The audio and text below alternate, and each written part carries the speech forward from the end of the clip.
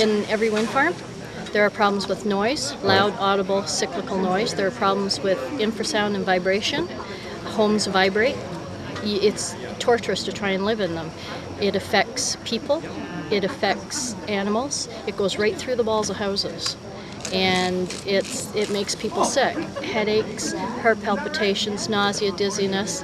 The people who came here today with their tractors, please give them a big round of applause. We had over 50.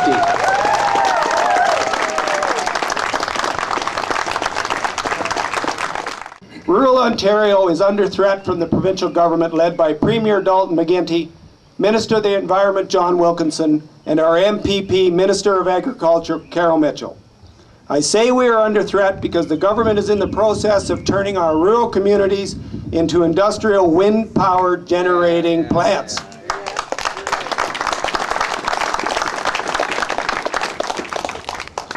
Imagine we've got over 700 turbines up and running, and they are now just gathering information to figure out how to take measurements.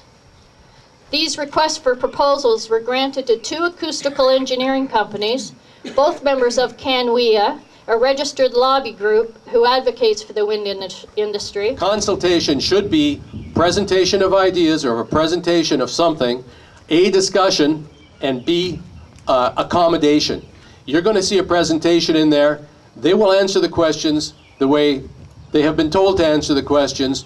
They're going to get a rubber stamp after this meeting, and unless, eventually something stops this. Have you ever talked to some of the people who have had complaints to see what their complaints are? I have. Last year, I had the I can't remember the society that had the health symposium down in Picton.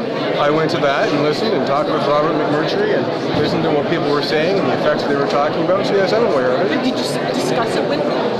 Did you go to their homes to see what they're experiencing? No, I've not been to anyone's. So you really haven't witnessed firsthand what people are going through who are living in these. I've been to wind turbines. I've been to the wind turbine in Wolf Island, but I've not lived at someone's home. No. And have you been into someone's home who's suffering and spoke to them and experienced what they're experiencing for even an hour a day? No, I haven't. Say, I got a question for you. The bottom line is, we can talk here all night about these different questions. The bottom line is here, the majority of the St. Columban community does not want this project. They do not want Jews. Move on. Move on. That's what the feeling is of the majority of the St. Columban community. Why don't you move on like the Suncor guys did? They canceled all their projects, all them leases. Move on. We need a moratorium on all new wind energy projects.